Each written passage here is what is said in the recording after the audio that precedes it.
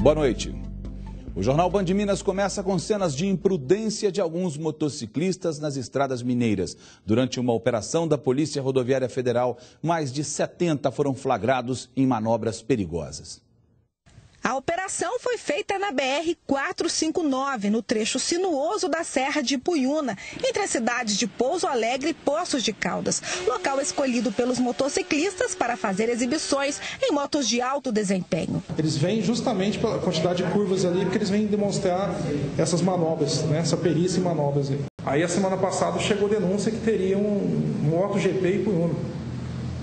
Mais 70 motos, inclusive ontem foi observado mais de 100. Segundo os policiais, o MotoGP Ipuiuna foi combinado pela internet. Foram feitas 80 notificações, 19 motos apreendidas e 19 CNHs recolhidas. Em vídeos publicados na internet, os motociclistas aparecem em motos que chegam até 250 km por hora. Durante a operação, a polícia flagrou dezenas de motos em alta velocidade. Uma delas chegou a atingir 174 km, num trecho em que a velocidade máxima permitida é 40. Foram flagrar justamente condutas e manobras bastante perigosas, típicas de motos de alta velocidade. Então, tudo isso os policiais conseguiram flagrar durante a operação, associada ao excesso de velocidade, que na maioria dos casos excedeu a 200% a velocidade limite do trecho. A operação visa diminuir os riscos para os motociclistas e para os outros usuários da rodovia. O grande objetivo nosso de coibir esse tipo de infração é que ninguém se machuque, não gere acidente, que essas manobras não podem ser feitas em vias públicas. Muito bem, todos os flagrados pelo radar foram multados em R$ 540 e, além disso, tiveram a carteira de habilitação e a moto apreendidos. Renata Soares da Costa, a mãe que forjou o sequestro do próprio filho, é indiciada pela Polícia Civil. Ao vivo, a repórter Camila Leste traz mais informações sobre esse caso. Boa noite, Camila. Boa noite, Luiz Fernando. Boa noite a todos. Renata foi indiciada por subtração de incapaz e comunicação de falso crime. O inquérito foi encaminhado à Justiça e agora cabe ao Ministério Público decidir se oferece ou não denúncia contra ela. A Renata, essa que a gente vê nas imagens, denunciou em novembro do ano passado que o filho foi sequestrado. O filho, que na época tinha apenas 2 meses, foi sequestrado no centro de Belo Horizonte. Mais tarde, a Polícia Civil descobriu que ela tinha doado o filho para um casal de adolescentes no Rio de Janeiro. Ela confessou o crime e disse que doou o menino porque desconfiava que o marido dela, o Johnny Núlia, de 24 anos, não era o pai da criança. O exame de DNA confirmou aí a paternidade, inclusive é ele que está hoje com a guarda do pequeno Arthur. Eu volto com você, Luiz Fernando. Obrigado, Camila. Um grande incêndio atingiu hoje uma fábrica de isopor em Ibirité, na região metropolitana de Belo Horizonte. Os bombeiros tiveram que montar uma operação para combater o fogo. As chamas ficaram altas. Como a fábrica possui material de fácil combustão, uma nuvem de fumaça preta se formou. O corpo de bombeiros foi acionado assim que o fogo começou. Chegamos ao local, os funcionários já tinham retirado parte do material combustível e parte do material já estava queimado. São 2 galpões, 2 grandes galpões que são isolados. Isso facilitou e ajudou no combate às chamas. O incêndio teria começado por causa de um curto-circuito neste espaço onde funcionava o estoque da fábrica. O galpão onde o incêndio começou tem isolamento. Isso ajudou para que o fogo não afetasse outras áreas da empresa. Essa empresa possui material altamente combustível que se queima rapidamente, produzindo grande volume de fumaça tóxica e grande volume de calor, o que causou o colapso dessa estrutura, a nossa retaguarda. A outra metade da empresa está preservada, carecendo de uma análise de um engenheiro da Defesa Civil. Com o calor, a estrutura de um dos galpões desabou e o local ficou completamente destruído. Por sorte, ninguém ficou ferido. A Defesa Civil esteve no local para avaliar se há risco da estrutura desabar. Ainda não se sabe o que teria provocado o curto-circuito. A polícia ainda procura o suspeito de ter assassinado um policial militar e um outro homem na madrugada de segunda-feira aqui em Belo Horizonte. Hoje, no velório do militar, familiares e amigos tentavam encontrar explicações para mais esse crime. Parentes, amigos e colegas de trabalho de Rogério de Moraes acompanharam o velório do policial militar. Um dos 5 filhos disse que a família está desolada. Ele era uma pessoa muito boa, tudo, e trabalhava, todo o dinheiro que tinha era para cuidar dos meus irmãos, cuidar de mim. Ele me ajudava muito. Ele não pensava nada nele, tudo que pegava, ele comprava para os meus irmãos. O militar era querido pelos colegas de trabalho, que compareceram em grande número à cerimônia. Sempre foi um bom policial, né, cumpridor dos seus deveres, suas obrigações. Todos na unidade gostavam muito dele. Rogério foi assassinado neste bar, no bairro Tupi, região norte de Belo Horizonte. Imagens de uma câmera de segurança mostram o momento do crime. Um cliente sai correndo do bar. Logo em seguida, o atirador sai na garupa de uma moto e vai embora. O militar levou um tiro no rosto e morreu no local.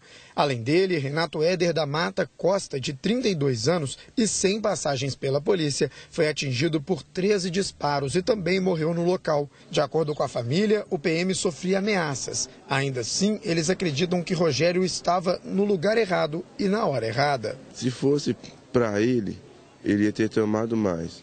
Como ele tomou só um, então foi porque ele estava conversando com quem ia morrer. A PM não descarta nenhuma hipótese. Quando nós estamos diante de uma situação como essa, com poucas informações, nenhuma informação é descartada. Então, tudo que nós conseguirmos, nós vamos levar para o delegado responsável pelo caso, para que nós possamos, dentro em breve, conseguir esclarecer o que ocorreu. A polêmica do chamado rolezinho ou rolezinho, como queiram, em alguns shoppings de Belo Horizonte e outras cidades brasileiras continua. É um assunto para Carlos Lindenberg. Ninguém admite publicamente, mas é negável que existe o estado de alerta nos shoppings da cidade.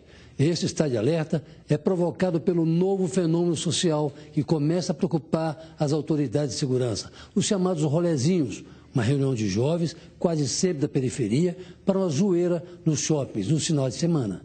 Convocados via redes sociais, grupos de adolescentes têm infernizado os shoppings e os comerciantes. Quase sempre o que seria uma brincadeira vira uma bagunça, com comerciantes fechando portas, clientes correndo, com medo de um arrastão e a polícia sendo chamada. Há 2 anos que precisam ser abordados nisso. Primeiro, não é lícito, claro, que adolescentes ou não criem confusão em algum lugar, quase sempre gerando prejuízos para alguém. Segundo, não é impedindo a entrada de jovens, quase sempre da periferia, como eu disse, nos shoppings, que se deve enfrentar a questão. Até porque essa medida é legal, por ser discriminatória e impedir o direito de ir e vir garantido pela Constituição. Assim como tem sido difícil saber onde e quando será o próximo rolezinho, não menos perturbador é não saber como enfrentar o problema. Belo Horizonte tem o mês de janeiro mais seco dos últimos 8 anos. Essas informações são do Tempo Clima da PUC Minas. Não chove na cidade desde o dia 26 de dezembro do ano passado. A estiagem desse mês na capital é a segunda maior desde 2006, quando a cidade ficou quase 20 dias sem registro de chuva. E o tempo seco deve continuar até o fim desta semana. Uma frente fria chega do litoral do Rio de Janeiro, pode provocar pancadas de chuva nas próximas quinta e sexta-feira aqui na capital. Olha, é justamente nessa época do ano que aumenta o número de acidentes com escorpiões. Só no Hospital João 23, uma média de 4 casos são registrados todos os dias. Acompanhe. Na época grávida de apenas 4 meses, Elaine se recorda bem da decisão que ela e o marido tomaram de alugar uma casa no centro da cidade de Lagoa Santa, na Grande Belo Horizonte. O surgimento de um primeiro escorpião no imóvel não assustou, nem foi motivo de alarde. Só que o tempo mostrou uma outra realidade, bem mais perigosa. Em 7 meses de moradia, 12 escorpiões e a decisão de deixar às pressas o local escolhido para morar. Como a casa estava fechada há muito tempo, eu achei que fosse normal aparecer 1 ou 2. Mas aí foram aparecendo muitos bichos. Eu estava no meio da gravidez e então eu comecei a ficar muito assustada com isso tudo. Só no ano passado e aqui no Hospital João 23, quase 1.500 pessoas foram atendidas após sofrerem ataques de algum tipo de animal peçonhento. O escorpião foi responsável por mais da metade dos incidentes registrados. Pelo menos 4 pessoas receberam um atendimento por dia devido a ataques de escorpiões em 2013. Mas o que pouca gente sabe é que há cerca de 30 anos o pronto-socorro, que pertence à Fundação Hospitalar de Minas Gerais, a FHEMIG, conta com uma unidade específica na assistência e informação a vítimas de acidentes por animais peçonhentos, intoxicação por plantas e medicamentos e todos os tipos de envenenamentos. Médico, biólogo, técnicos, farmacêuticos, que prestam uma atenção coletiva e também, de certa forma, multidisciplinar, para tanto dentro do hospital, para pacientes que têm acidente que vêm ao hospital, mas também por telefone. A gente orienta casos no país inteiro e principalmente na nossa região. Com as temperaturas mais altas e condições favoráveis, orientação. A atenção especial que a gente tem que ter é com crianças. Quanto mais novo, quanto menor a faixa etária, maior é o risco. Geralmente essas pessoas são picadas fazendo atividade do dia a dia, né? Se enxugando numa toalha, calçando um sapato, vestindo uma roupa ou deitado na cama. Nunca passar nada na ferida, né? Nenhum tipo de substância, nem remédio que ele acredita que vai ter benefício. Nunca garrotear, apertar, sugar, passar faca. Nada disso deve ser feito com a ferida. O máximo que a pessoa pode fazer é lavar com água e sabão e procurar o atendimento mais próximo de casa, o mais rápido possível.